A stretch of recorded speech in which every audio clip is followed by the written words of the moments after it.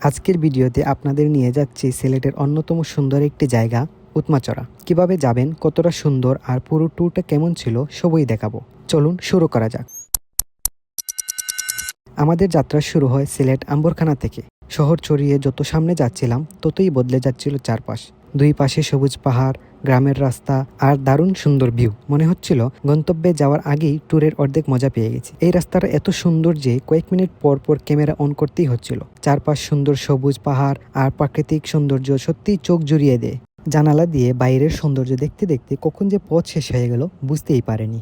অবশেষে পৌঁছে গেলাম উৎমাচড়ায়। একদম স্বচ্ছ কাচের মতো পানি, চারদিকে সবুজ পাহাড় আর নিরিবিলি পরিবেশ। পানিতে নেমে গোসল করার অনুভূতিটা সত্যিই অন্যরকম।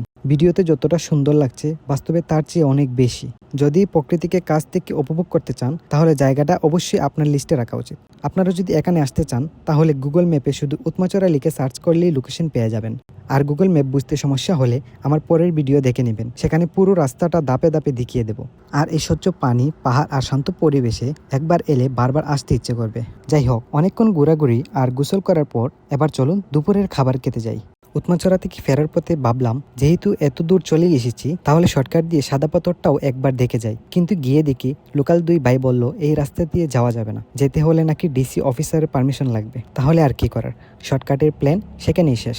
আমরা আর বেশি হিরোগিরি না দেখিয়ে চুপচাপ ইউটার্ন মেরে ফিরে এলাম। সব অ্যাডভেঞ্চার যে সফল হবে এমনও তো না, তাই সোজা চলে গেলাম সাদা পাথরের রাস্তায়। ডান পাশে তাকা নিউ পানসি রেস্টুরেন্ট। বাইরে থেকে যতটা সাধারণ মনে হয় ভিতরে ঢুকেই একদম সারপ্রাইজ।